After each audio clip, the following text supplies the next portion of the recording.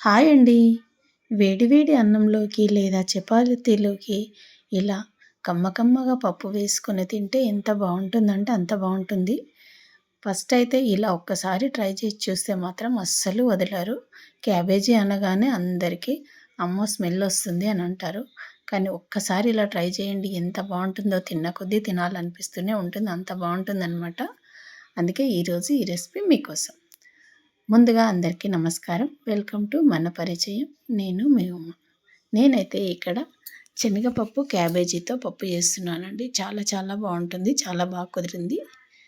ముందుగా అయితే cabbage cut చేసి పక్కన ఉంచుకున్నాను కడిగి. తర్వాత స్టవ్ పైన కుక్కర్ పెట్టేసి అందులో ఆయిల్ వేసి పోపు దినుసులు, అలాగే కట్ చేసి పెట్టుకున్న ఒక ఉల్లిపాయ ముక్కలు, తర్వాత కొంచెం పసుపు అవి ఫ్రై అయిన తర్వాత ఇక్కడ కట్ చేసి కడిగి పెట్టుకున్న క్యాబేజీ అంతా వేసిన తర్వాత అందులో నేనైతే ఇక్కడ ఫస్ట్ ఉడికించి పెట్టుకున్నాను అనమాట శనగపప్పు. అది వేస్తున్నాను. ఇక్కడ శనగపప్పు బదులు కందిపప్పు కూడా వేసుకోవచ్చు. నేనైతే శనగపప్పు వేస్తున్నాను. చాలా బాగుంటుంది. శనగపప్పు వేసి ఇది ఇంకో స్టైల్లో కూడా ఉండొచ్చండి. ఇలాగే శనగపప్పు వేసాం కదా, ఇప్పుడు కొంచెం పచ్చికారం సాల్ట్ వేసుకొని కొంచెం ఉడికించేసి దించేసుకుంటే కర్రీ చాలా బాగుంటుంది. ఫ్రై లాగా అలా కూడా చేసుకోవచ్చు. నేనైతే ఇక్కడ పప్పులాగా చేస్తున్నాను కాబట్టి దీన్ని కొంచెం ఎక్కువగా ఉడికించాలి. ఇప్పుడైతే ఇందులో నేను తగినంత కారం, ఉప్పు వేసుకొని కలిపేసి, తర్వాత మనము పప్పులాగా చేస్తున్నాం కాబట్టి దీంట్లోకి కొంచెం పులుపు ఉంటే బాగుంటుందని చెప్పేసి నేనైతే కొంచెం చింతపండు వేస్తున్నానండి. ఇక్కడ చింతపండుకు బదులు లాస్ట్లో నిమ్మకాయ కూడా పిండుకోవచ్చు. నేనైతే ఇక్కడ కొంచెం చింతపండు వేసేసి లైట్గా కొన్ని వాటర్ వేసేసి కుక్కర్ మూత పెట్టేసి 3 విజిల్స్ వచ్చే వరకు ఉడికించుకోవాలి.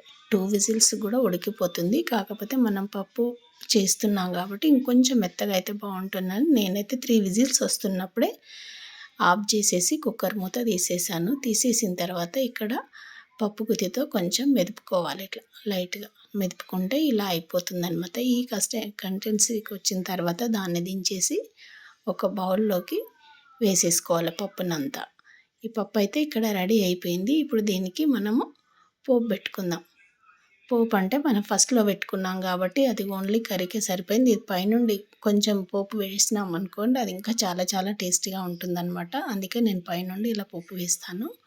ఇక్కడైతే స్టవ్ పైన కడాయి పెట్టి ఆయిల్ వేసి పోపు దినుసులు, దంచి పెట్టుకున్న వెల్లుల్లి రెబ్బలు, కరివేపాకు, ఒక 2 ఎండుమిర్చి ఇవన్నీ వేసేసి లాస్ట్లో స్టవ్ ఆఫ్ చేసేసి కొంచెం కొత్తిమీర కూడా సన్నం తరిగి వేసేసుకున్నాను. ఇదైతే మంట ఉన్నప్పుడు వేయొద్దు. మంట ఆఫ్ చేసిన తర్వాత, స్టవ్ ఆఫ్ చేసిన తర్వాత కొత్తిమీర వేసుకోవాలి. ఈ పోపుని ఇందులో వేసేసుకుంటే చాలా చాలా టేస్టీగా ఉంటుందండి. ఈ పోపుతో ఇంకా కర్రీ చాలా బాగుంటుంది. చాలా టేస్టీగా వస్తుందన్నమాట. ఇదంతా ఒకసారి కలిపేసుకుంటే పప్పు రెడీ అయిపోయిందండి. క్యాబేజీ పప్పు చాలా బాగుంటుంది. తప్పకుండా ట్రై చేయండి. ఈ వీడియో నచ్చితే like and share, subscribe. Thank you to all. Bye మరి.